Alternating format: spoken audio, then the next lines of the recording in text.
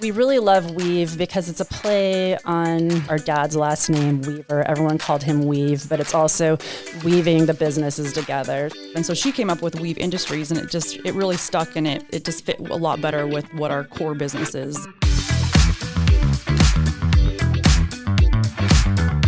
The following is a Big Sky Economic Development production.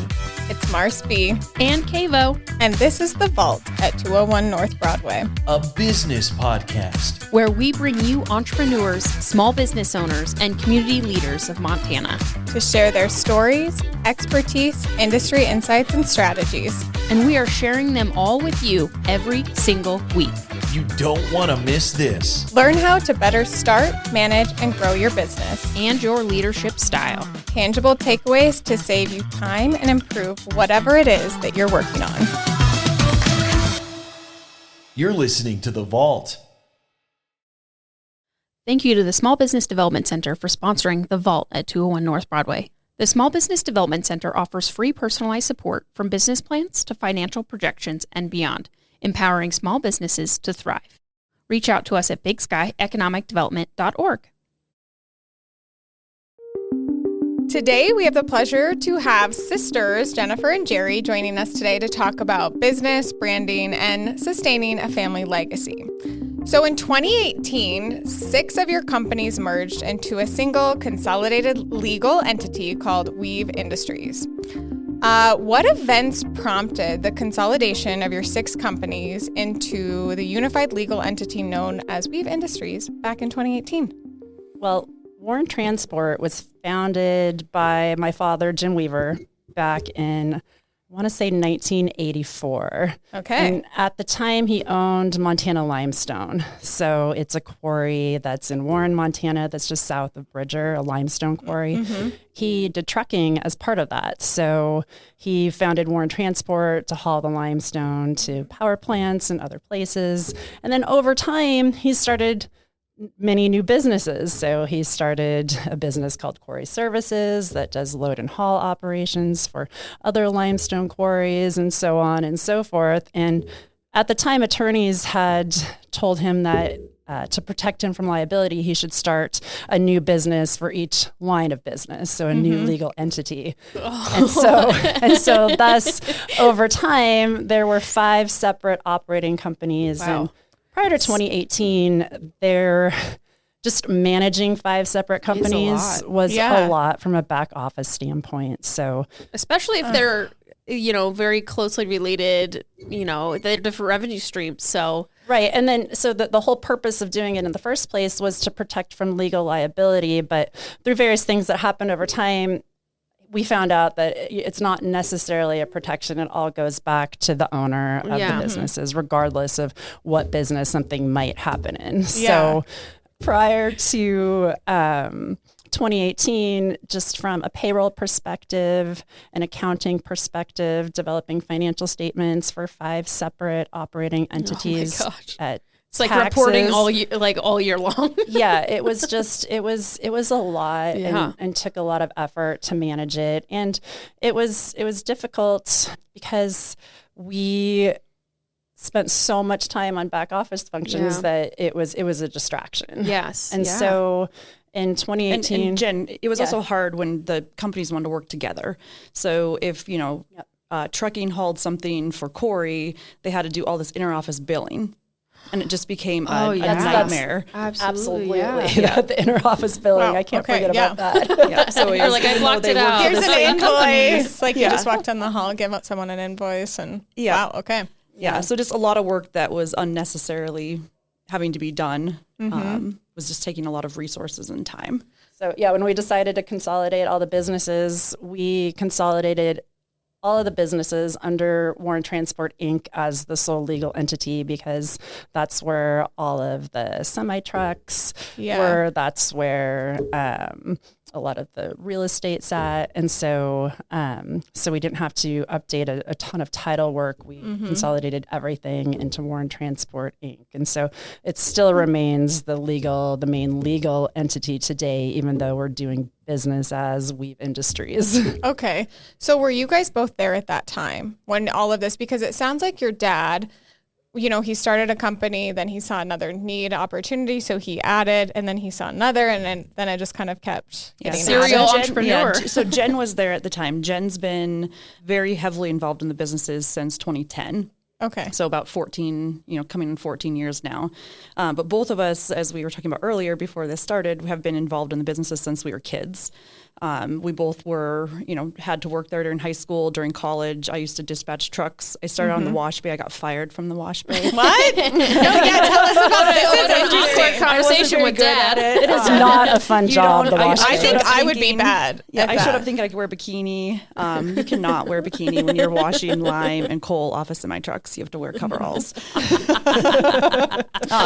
a But tan, I get it. we started out, and our parents always made sure that we had jobs, were involved in the business, understood the businesses.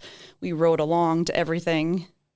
Yeah. So earlier you guys were telling us, we'd love the audience to hear that too. So you guys just were in the business, staying in probably like whenever you weren't doing something with school, you're there. Yeah, there weren't as many regulations when we were kids, so kids could be around a lot more. Yeah, I mean, we went to work with our father a lot, and we'd go to the limestone mines, and on blast days, he'd say, go hide behind the bucket of that loader, or like, and definitely not. I mean, MSHA would not allow that today.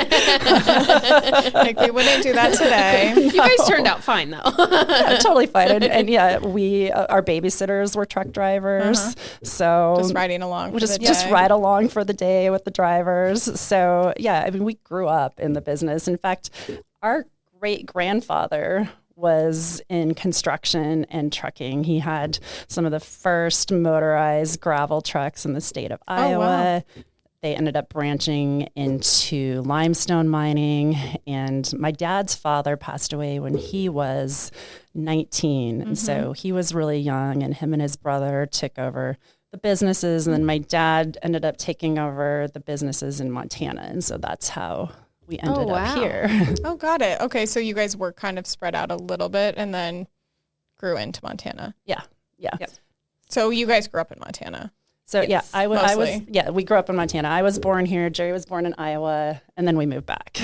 So yeah, and I was born and mostly raised. Went to Billings Senior High, graduated, as my daughter would say, back in the 1900s from senior high. God, they just know how to hurt us. I know. I think it's weird when kids are born in like 2000. But then it's like, oh, they're 2013, 2000. I'm like, excuse me, what? It's weird. It's weird. So what brought you guys, the companies were growing, getting added, but where were you both at prior to coming back? Yeah, our parents always encouraged us to also go live a life outside of the family business and outside of them, just because world experiences helps you. Yeah. So we both went, Jen went to school back east in Boston. I went to school in Missoula and then moved to Boston. I always follow her everywhere. Okay. Yes. We're seeing a trend. And I came back to Montana, and she followed me again. They can't get away from you. Our husbands say we're each other's true partners in life. Hey, that's magic. Yeah.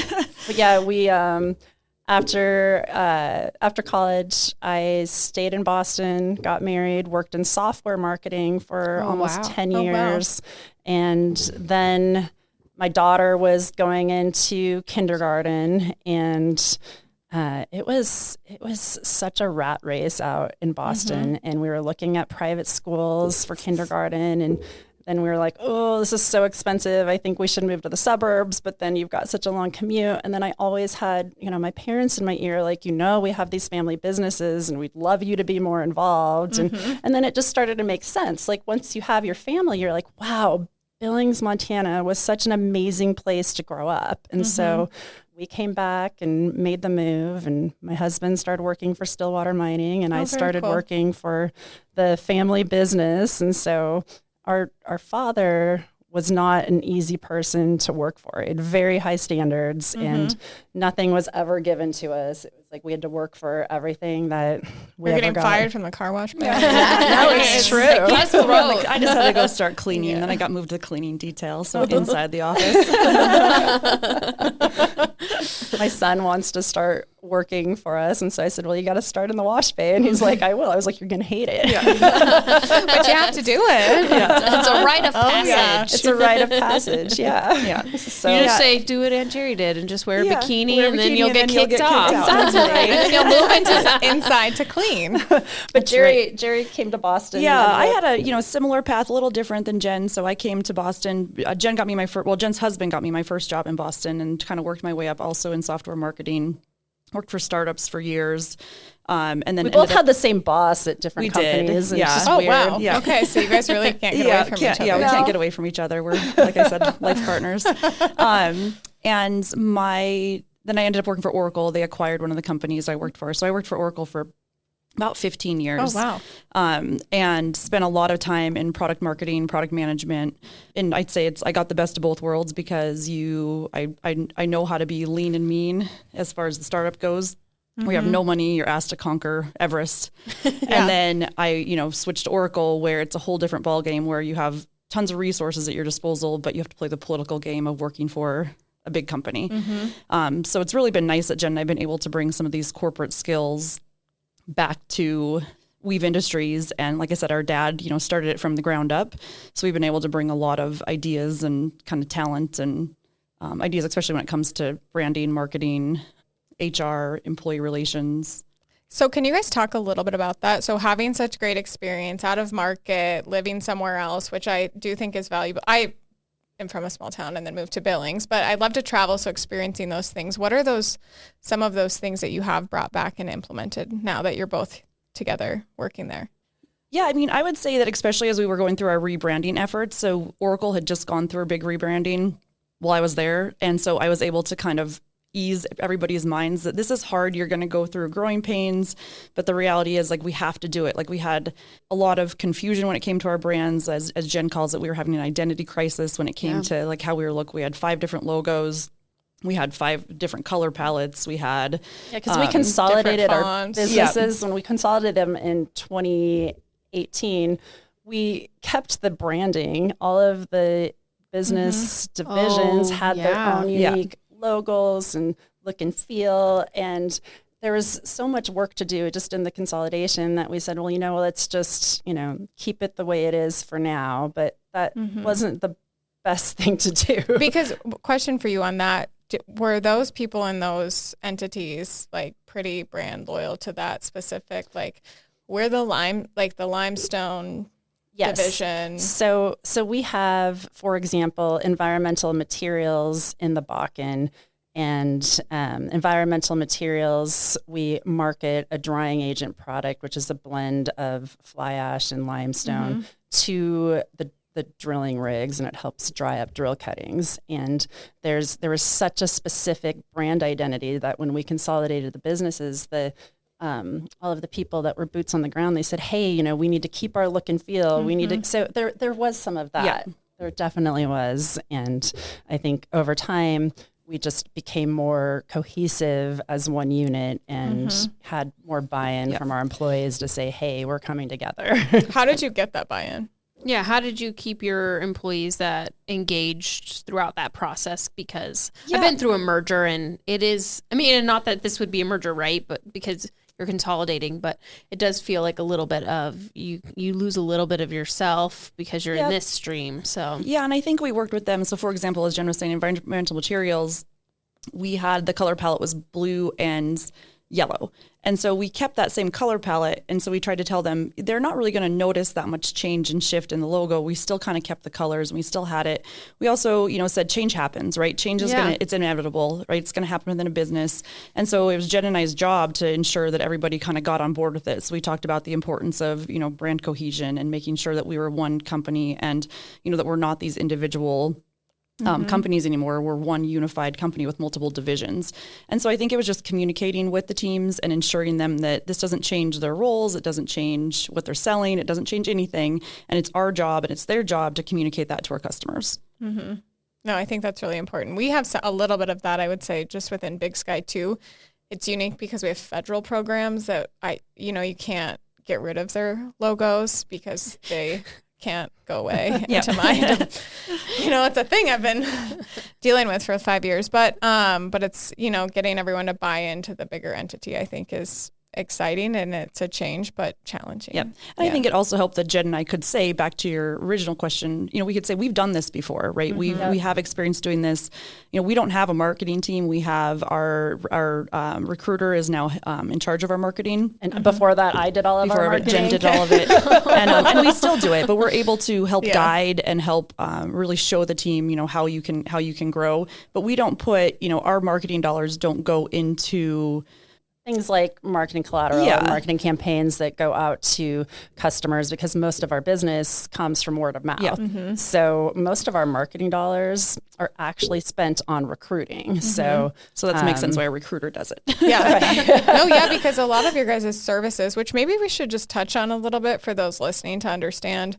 We've talked a little about limestone, trucking, things like that, but just overarching what you all do.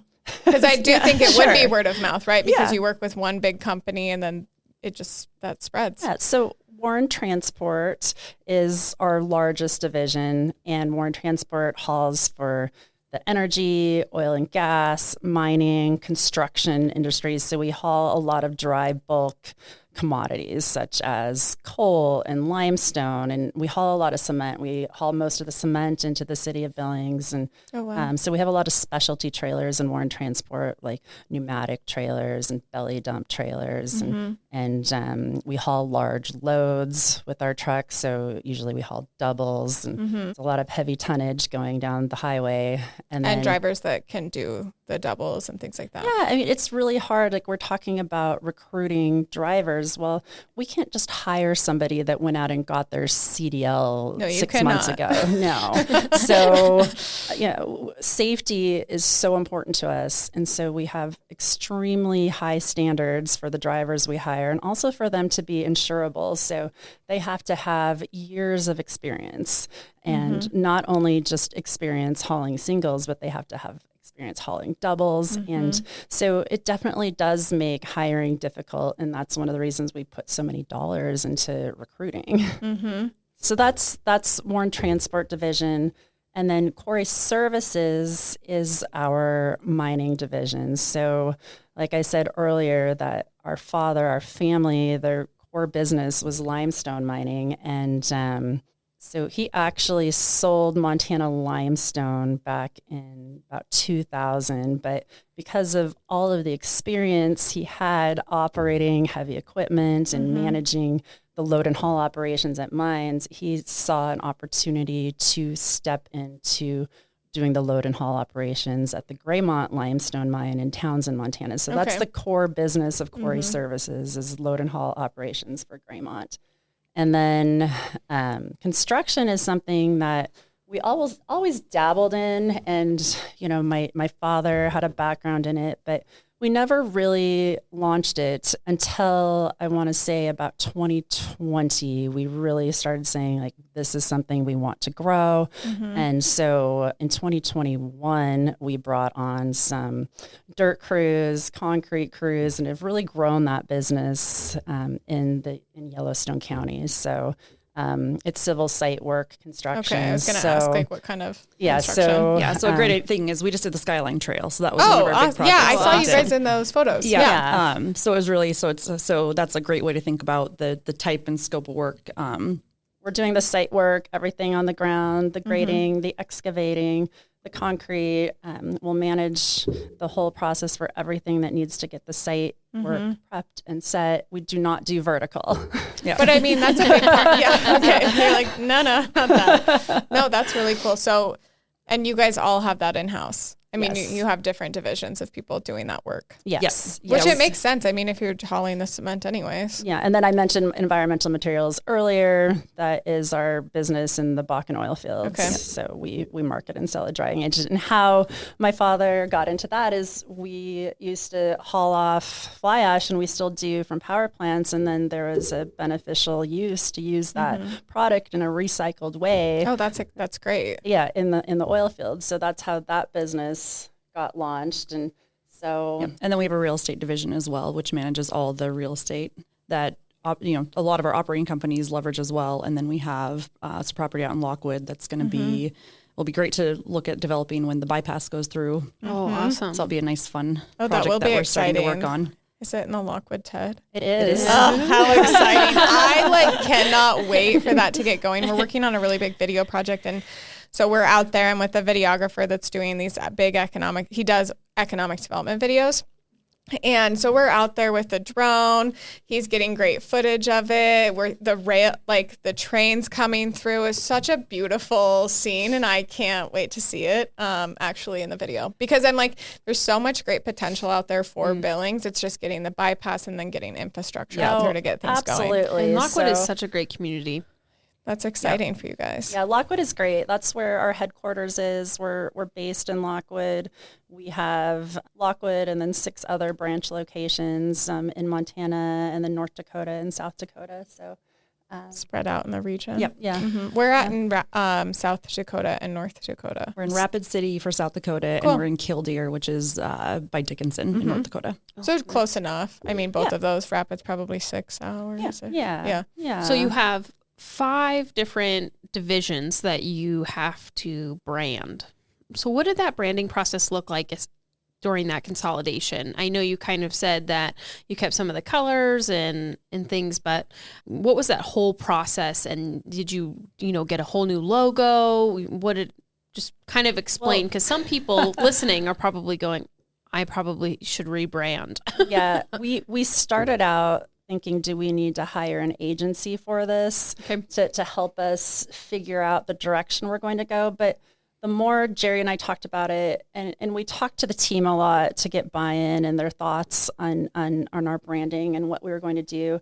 And we really decided that Warren Transport was the logo that had the most brand recognition and visibility, because it's our logo that's on all of our trailers. I don't know if you guys have noticed any of our trucks going around Billings. We essentially have like billboards that drive up and down the rolling interstates. billboards. Make the logo bigger. That's what you'll hear from us all the time. Our team is so sick of us hearing bigger signage. But it's so true. So we decided, since the most brand recognition came from Warren Transport, and it's been around for 30 years, that's the logo that we wanted to keep as the symbol that's used for all of our divisions. And we did do a slight play on it, because the Warren Transport logo, if you looked at it closely, it was like a W with a T in it. And we just changed the upper right of that to look more kind of like a W itself, and we put an arrow there kind of showing like moving forward. That's what we were thinking. So we had this idea of exactly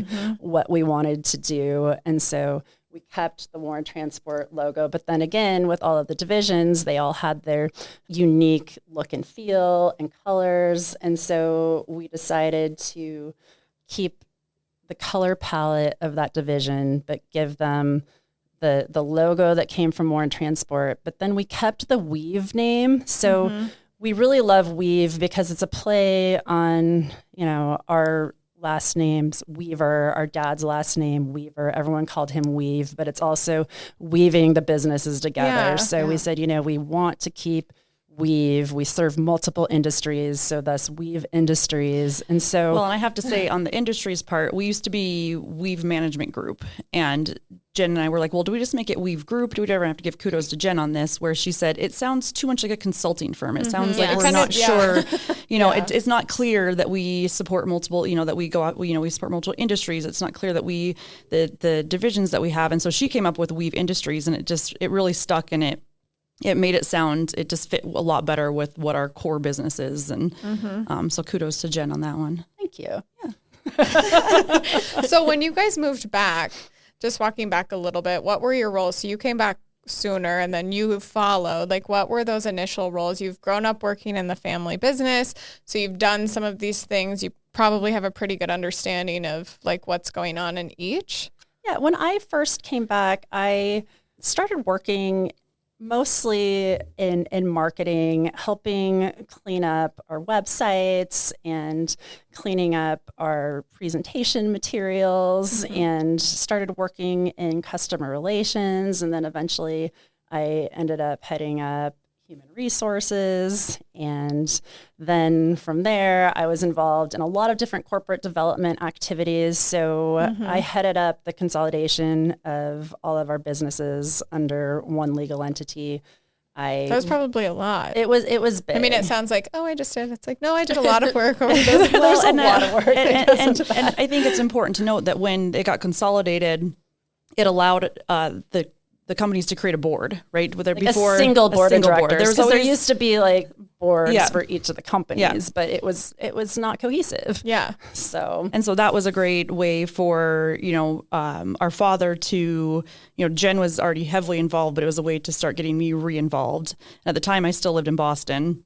But as Jen said, it's a rat race. I'd had 2 kids. I think my son's daycare was over $3,000 a month. Oh my God. So you just start looking at everything. And my husband and I were very fortunate that we both had jobs that we could be remote. So we were like ahead of the remote working trend, ahead of COVID. So we moved back in 2014. Oh, okay. 2015, I think, one of the years. Can't remember what year. But it allowed us we both kept our same jobs. So it was great. So I was able to keep my Oracle job while continuing to get, reacquainted with the businesses. So it was great. So we established a single board of directors that included members of the family, but also outside board members.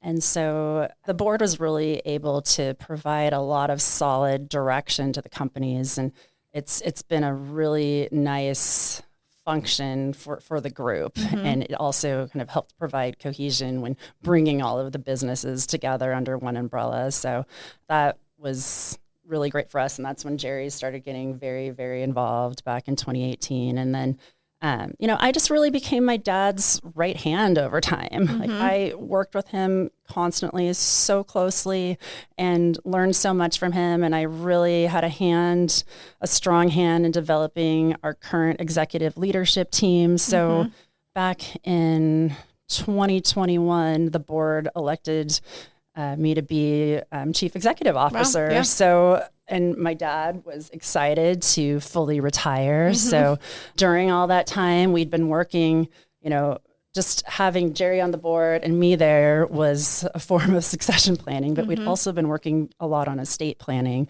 And it's something that my dad was very focused on and we spent a lot of time on. And thank goodness he did, because I get emotional, but he passed away. So he passed away August of 21, and because of all the work that he had put into estate planning leading up to it, it made a very seamless transition. Yeah. And we know what our dad's wishes were. We know how our dad wanted to continue the businesses. We have about 175 employees, and that's full-time employees. And if you add in all of our part-time employees, about 200. Yeah. And but our dad loved those employees so much, and he loved the businesses so much. And when he was sick, he just made us promise. He's like, you keep these businesses going. And we were like, absolutely. We will, and that was something. So that's with Jen and I, every day, we too love the employees. We couldn't do what we do without them. I mean, that's they're the heart and soul of what we do. I can't go drive a semi-truck down the road. You don't have your CDL? I don't. You guys don't get that? No. Hey, we drove around some Bobcats as kids. Same. I can drive a stick shift, but we realize that, and we are really grateful that we get to continue our family legacy of, not just from our father, but from our grandfather and our great-grandfather. And we hope to grow it. And like Jen said, that we've really taken construction to new levels, made the investment in the teams and the equipment, and we're grateful. And what a great foundation too. And then you guys come in and you really, I think we've talked a little bit about it on some other episodes, but parents that have built this big legacy, and it's like, do the kids come in and take it over? Does it get sold? Does it close? Does it get acquired? I mean, so him having that foresight of here's the estate planning, the succession planning, and just getting that all in place. And it's so important because you just never know. My dad, he was healthy. He could keep up with the best of them. What happened with him, and this is something that I think people in this region should be educated about, is valley fever. I don't know if the two of you even know what valley fever is. No, I don't. It is a fungal infection that you can get, that you contract in dry desert. So like in Arizona. And my father had a second home in Arizona, and people that are more susceptible to valley fever are people that are immunocompromised in some way. And my dad happened to be on Humira for his arthritis, which lowers your immune response. And so he contracted valley fever, but he didn't know it. So when COVID hit, when there were so many viral infections out there and everybody was focused on COVID, my dad kept going to the hospital saying, I don't feel well. And they do a test and be like, well, it's not COVID. So, but what is it? So they just thought it was some sort of, lung infection. So they said, well, if it gets worse, then come back. So like months later, he wasn't getting better. And then he started having trouble breathing. So of course he goes to the emergency room and then finally had a chest x-ray and they're like, oh no. And his lungs looked like snowflakes. So he had contracted valley fever and it wasn't caught early enough. And it eventually got into his brain. It caused fungal meningitis and then eventually it caused strokes. He had a major stroke where he couldn't move half of his body for some months. And then eventually he passed away from it. So, but, people should know if they've been, in dry climates like Arizona, certain areas of California, and you're not feeling well and not getting better, like just check. Valley fever is a thing. Yeah, I had no idea. I had no idea either. I've never even heard of it. Right? Yeah, like I said, most people have it and they don't even realize it. They can just fight it off. Yeah, because they have the immune system there. Oh gosh. But yeah, so anyway, we're very excited to, as Jenny said, we love these businesses. They've been part of our families forever. We're excited to continue to evolve the businesses. I think what's really cool is that every generation has taken the gift that they were given and they've made it even better. Even better, yeah. And that's our goal. That's our goal. Well, it sounds like you guys are well on your way doing that. Yeah. That brings me to a question that I have is, you mentioned bringing on, really growing that construction division. How do you guys sit down and develop your strategies for expansion and adding new services? Well, our board of directors is constantly looking at the economy, at the markets, trying to understand what our next step is going to be. And one thing that we're always concerned about is one of the major commodities that we haul is coal, right? We haul to coal-fired power plants, which is baseline energy that's definitely needed, but there's a lot of renewable sources of energy that are out there as well. And so, it's an industry that's shrinking. And so we're constantly thinking of where are we going to go next? Like we have trucks, we can haul for anything. We're happy to haul gravel into building wind farms and all sorts of things. So we're looking at how to diversify our trucking.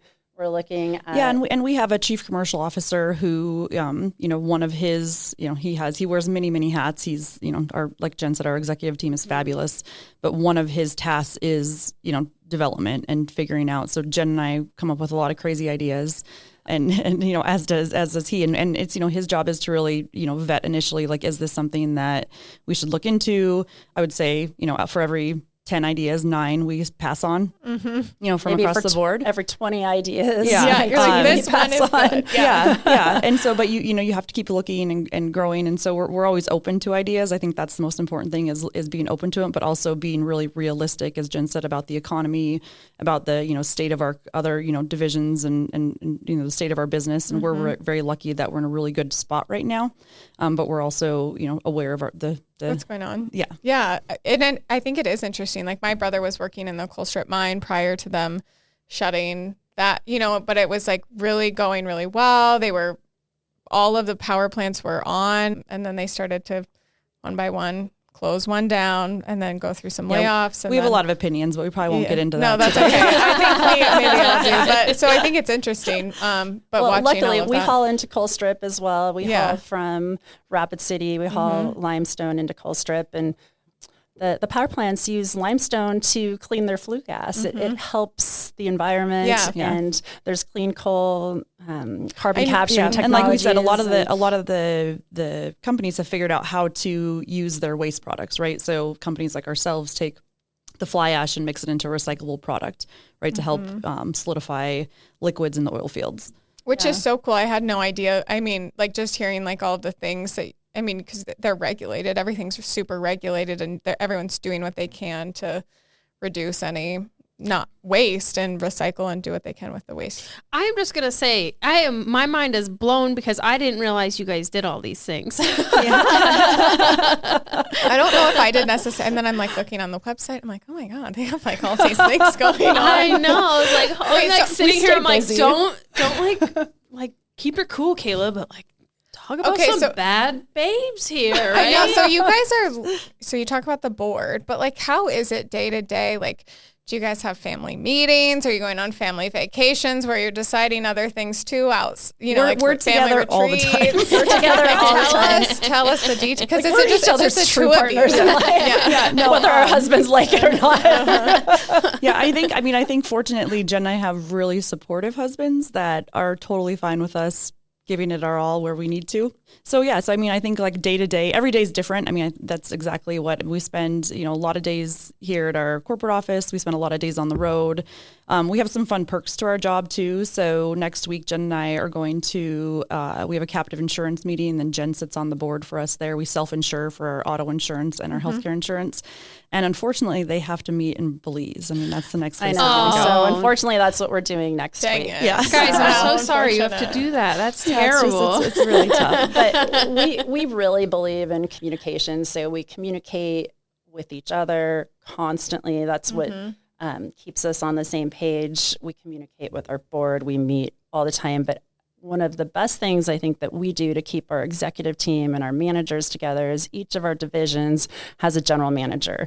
Each of our main corporate functions like HR and finance, they have a head of HR, we have a head of finance. And so every Monday morning, all of those people, our executive team, and Jeri and I meet every Monday, and we go through what happened last week, what's on the docket for this week, what are the major goals that we're looking to do. We have what are the obstacles? What are we running into? So it really allows us to communicate on a weekly basis, face to face. In March, we have an annual all managers meeting. So all of our superintendents, all of our branch managers, everybody gets together in one room so we can be together face to face. We also have monthly all manager calls, but this is bringing everybody together. It's so impactful to have everybody in the face to face. And we spend a lot of time. We go through with all of our managers. We bring in our employment law attorney to do training every single year because Montana has tough employment laws that it's important for companies to understand them, for all of our managers to understand. So they're treating all of our employees right and handling things in the right fashion. Yeah, we focus a lot on safety in the meetings as well. That's the other thing. So we bring in our partners from Levitt Insurance to talk through all the risks and all the safety, and they basically scare the crap out of everybody. It's such a high risk business. It's really scary. So, a lot of driving, mining. Yeah. Well, and so that's why we're so focused on our safety record and how do we drive accountability into safety with our employees. And you guys have received awards for those. We have. We got. For 2022, we actually received the award. In 2023, the Carrier of the Year. That's huge. From the Montana Trucking Association, we received the grand trophy. So, and a huge portion of that trophy is our safety record. So it's something that we're very, very proud of. We have not had any at-fault accidents with other vehicles in the last number of it. Doesn't mean we haven't had accidents that maybe weren't our fault, or we had one accident where a driver just was leaving a site and kind of drove off a corner. And that I was but we just, I'm going to knock on wood that we really drive safety and accountability. And one of the things that we've started doing with all of our trucks is installing dash cams. And so we have speed governors. Our trucks can't go faster than 65 miles an hour. The dash cams have really saved us in certain instances.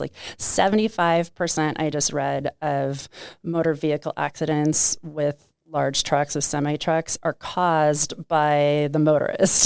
That is a very... Yeah, because a lot of people don't know how to be around a truck and trailer. Yeah, And they're right, saying or blind spots. like- We were just talking on the way down here about, we're like, we need to figure out if there's like blind spot identifications you can put on trucks, right? Indicators. We have them in our cars. Yeah, but there's a lot on a truck, especially when you're like hauling double. I mean, they can't see you for a good chunk of you passing them. Especially on the interstate when you're at an on-ramp and our truck, like you've got a car coming on, there could be a car in their blind spot. It's a tricky spot. So people on the highway should know if you're near an entrance to the highway, just don't get in the blind spot. Don't get in the blind spot. Because they can't see you. Yeah. And then I also think of the roundabouts too, as people are going around. I'm like, get them some space. God bless them. But I'm like, oh my gosh, I give they them have to huge take kudos. such wide. Yeah. And then people get like right up and I'm like, they need that space. Right. Just give them a second, because they're hauling a lot. And I just think it's interesting. Well, it's good for everybody to know.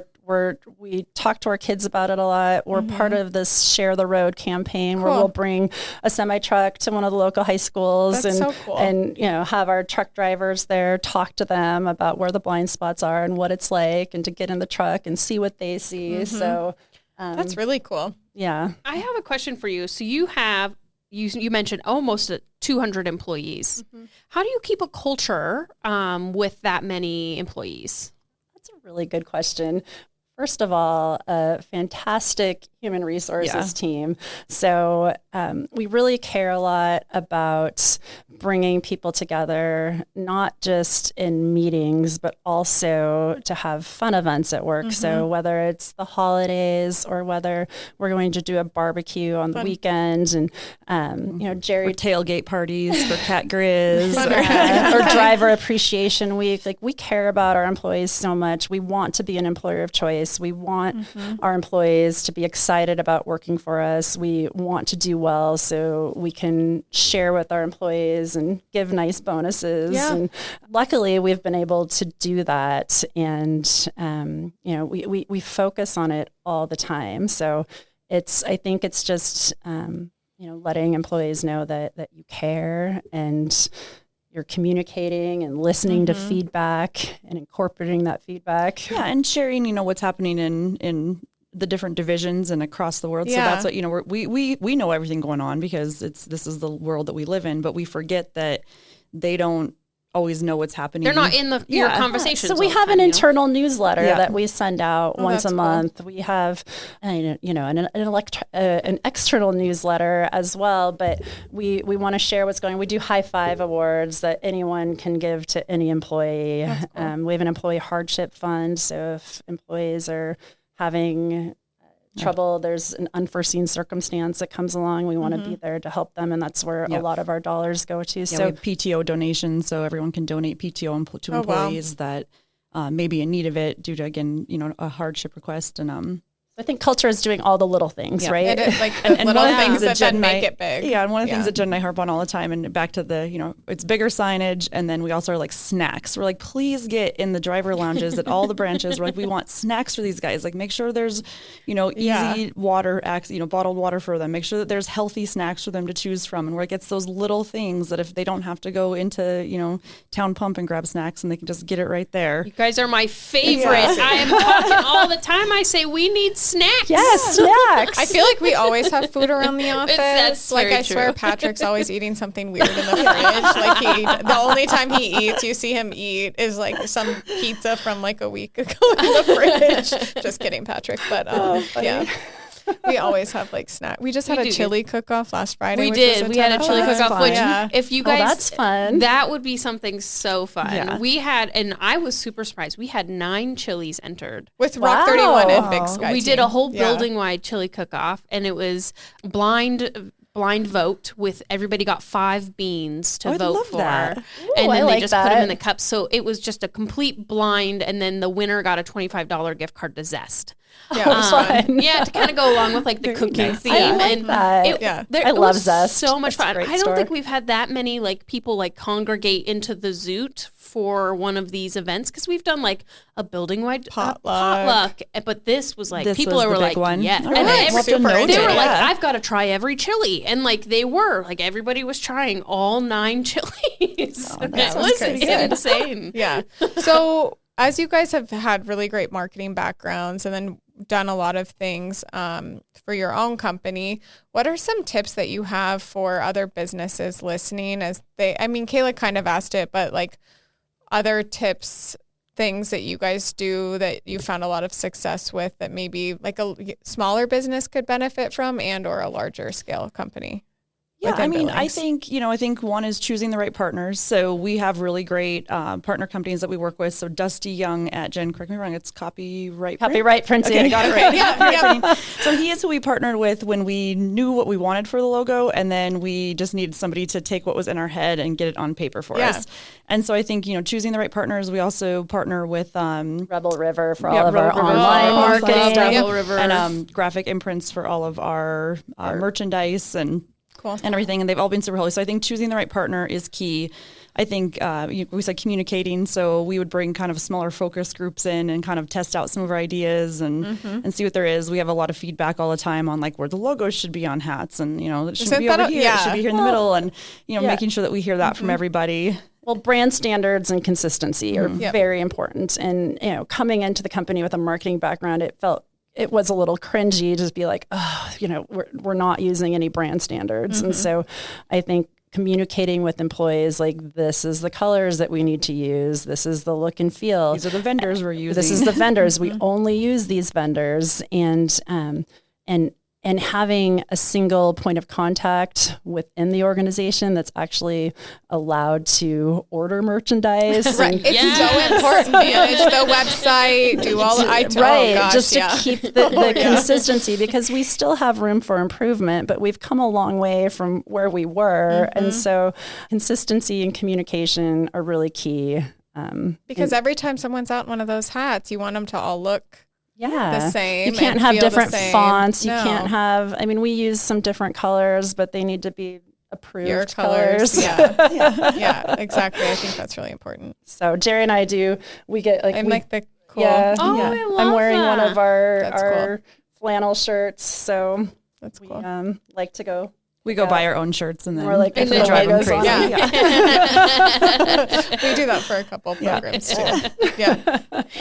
Well, this has been a lot of fun. We're going to take a quick break for a quick sponsor message. Big Sky Economic Development provides leadership and resources for business creation, expansion, retention, new business recruitment, community development, and workforce development. Learn more at bigsky.economicdevelopment.org. Thank you guys so much for being with us today. This has been a really great conversation, learning more about both of you and what you do. We like to end each episode with 3 rapid fire questions. And so I'll start with the first. How do you start your day? Coffee. Coffee and email. Okay. So you kind of get up, answer emails, have coffee. Yep. Do you do that at home? I do that at home. Coffee in the news. The news in the background for sure. Yeah. Okay. And I'll skim through the Billings Gazette. I was like, local news, bigger news. Okay. Oh, I like local news. Okay. I think you have to stay on top of happier. local news. I do it all. Yeah. Get it. I channel And I love the local newscasters. They just have the best personalities. I love our weather people. I was like, the weather one on Q2. I've met him. Gosh, what is his name? See, I'm a Wake Up Montana girl. Oh, and I love great. Bradley Yeah. Warren. I think he's like one of the funniest people out there. He is so funny. I usually see like one or both stations on at the gym. So it's like the weather from the one station and then the other. But yeah, but I don't think you're ever going to take my coffee away. coffee. We're coffee people too. People ask coffee or wine. I'm like, I'll keep my coffee any day. And then we try to go to Orange Theory. Yeah. Do you guys go together? We do. It's intimidating. Orange Theory seems very intimidating. It's great. They're so nice there. I think I need that. So don't be intimidated. Like they're like the and then nicest they just people. you're in and you're out. If right? I go to the gym, I wander around and talk to people, which I love the gym, but it just motivates. And then we still get in trouble for talking at Orange Theory sometimes. But the instructors are great. Harder. We love it. Okay, so my question is, and the reason why I want to do this is because you guys are a partnership, but you're sisters, and so there's a lot of different things that go into that. What tip would you give for somebody that's looking to enter into a partnership to keep it a healthy partnership? Ooh, that one's really hard. But I mean, Jen and I, we're successful because we genuinely love each other. And I think that's like, might be cliche, but yeah, we want good things for each other. We're best friends. Like we genuinely love each other. It doesn't mean that we don't disagree or that we don't have arguments, but we, as Jen said, like we typically have learned that we resolve them immediately. So if one of us is upset about something, we just tell the other one, and we've learned how to work through stuff. Yeah. And I think that's if you're going to go into partnership with somebody, I think that you have to be able to communicate with them. If you can't communicate, then you're not going to survive. Yeah, you have to have a personality connection and be able to communicate. And handle confrontation. I mean, I think that's the other thing. I think a lot of people shy away from confrontation, and business is going to give you lots of it, right? Oh, There's going to be you don't want to be passive aggressive. You need to, Jeri and I, we don't get along all the time. Like there are things we disagree Usually on. it's when we're hungry. Yeah, we'll be like, are you hungry? Are you tired? Let's talk about this. Here's a Snickers.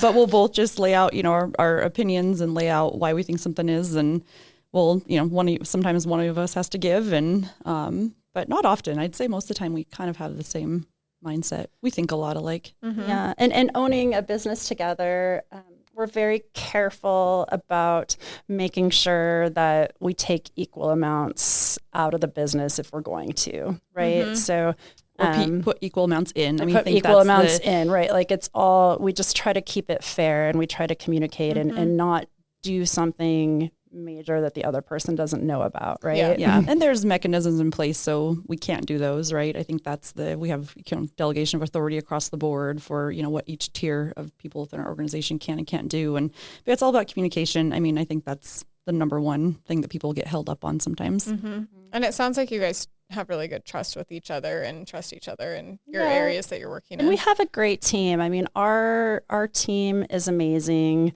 I think that one thing that Jeri and I are both good at, and I think to be a leader, you need to be good at this, is to be a good judge of talent, right? You have to be able to communicate. You need to be able to identify if somebody is doing a good job or not, be able to set those expectations, and then also just be able to make decisions, right? I think that's like a great quote out of this episode. And hire people that have a different skill set than you, right? I think that's the other thing, is that there's a lot of things that I'm not good at, and there's a lot of things that Jen isn't. And we are very, as Jen said, I think we're very good at hiring people that complement our skill sets. And hiring the right people. That's great. I love that judgment of talent. It's so good. I'm like, so that good. question was like even better than I could have even imagined. Well, and you also need to be able to read a room, right? Yeah. You think that's common, but sometimes you're like, no. Okay, so what are some of your non-negotiables in business and in life? Honesty. Yeah, I was going to say trust and honesty. Yeah. So people that are loyal, that we have that trust with, it means a lot. So I'd say that's number one for me, is honesty. Yeah, and you have to like dogs. Dogs. We have animal people. That's a non-negotiable. We have dogs at our office, and when we interview people, the dogs will be running around. And we're like, if you don't like dogs, you probably don't want to work here. They're not going away. Oh, I bet they make work so happy. They do. They're so our chief security officers. What kind of dogs? Well, You'll have to send us pictures too. Yeah, we'll send Jen pictures. has a res dog. She just is like such a mutt. She has her head's kind of black and her body's white with spots. She's her like a body cow pig doesn't. dog. Yeah, her belly looks kind of like a pig. Yeah, she doesn't really. None of her parts fit together, but we love her. Her name's Penny. Yeah, and I have a golden and a Jeri Bernese has Mountain designer dog. dogs. Oh, cute. We have a coworker upstairs, and she loves Bernese Mountain Dogs. He's like They're a so Bernedoodle, sweet. but he has like 25%. Jeri, tell him what Teddy did. Yeah, Teddy. They're troublemakers. My Teddy, the Bernese, decided to roll in some other dogs' Oh no! stuff in the yard the other day. And the other dog, we think the other dog, it wasn't one of our dogs, but another dog. Because the shop across the street also has dogs. We think the dog might have had some stomach issues that day, and my dog decided to roll in it. And so, So he went to the wash bay. That we should have taken him to the wash bay. We should have just put him down there. Yeah. We actually gave a high five to our Shannon, who works at our front desk, because she came out and helped us, and it was not so. It's like we always have a line in the bottom of our job descriptions that says, "and all their other duties assigned." And I was like, I think that went above and beyond all the duties assigned. She deserves a coffee, I think. She really does. Yeah, so they're special. And then our aunt has her dog. Our aunt also works for the office, and so she has her dog, and her dog is like a hunting dog. We're not sure. It was Rod's dog, and now it's her dog. Oh, cute. That's really sweet. I That sounds like a fun environment. It does sound like we'll have to come play play with your dogs. You guys will have to come See visit. photos. We'll give you a tour. We would love that. Yeah. You can ride in a truck. I'm and ready. we'll wear our swag. Yes, wear your swag. I love that. Yeah. My dad's so agriculture. I have driven a truck before, but just like slowly as hay was loaded. And then my brother's over there now driving them. And to me, he's always like going to be like a 5th grader in my head. I'm like, are you sure you are able to? And he's like driven huge equipment. And I'm like, are you sure this is safe for you to be doing? And he's like, anyways. Oh gosh, that would be fun. We would love that. Yes, we'll get babysat for the day. Yes, You can just give us, and we'll just be out. Yes. Steve can give us, he'll We'll get a note over. from Steve, and he'll just say, they're yours for the day. yours. Well, if That you would be guys are fun. ever in Townsend, you should come check out our haul trucks up there. I mean, just Yeah, they're 70-ton haul trucks. They're big. like tires, a like, tire are the is size of this way room. taller than me. Yeah. That's insane. Okay, well, that just gives We've us... driven through to go to Helena a couple times together. This is perfect because I've been wanting to go to the Parrot in Helena and get some chocolate. So There you go. we'll go to Take a little Townsend. tour. We're ready. Well, thank you guys so much for joining. Where can people find you, get connected, learn more about you? You can visit www.weaveind.com. Okay, great. Yeah. That's Awesome. great. Thank you guys so much. You guys Yeah, are no really problem. powerful women in the industry, and I love. I mean, you're not typically a woman-owned industry that you guys are involved in. So thank you so much for sharing your insights. We're happy to have you, and I'm just jazzed to have known a little bit more about you guys. Thank you Thank for you. having us. We appreciate it. Thanks. We hope you enjoyed this episode. Make sure you are subscribed to The Vault at 201 North Broadway, wherever you podcast, including YouTube. Connect with us on Facebook at The Vault at 201 North Broadway and Instagram at The Vault_201. Don't forget to visit us at thevault@201.com and subscribe to our newsletter. We will see you next time. Bye.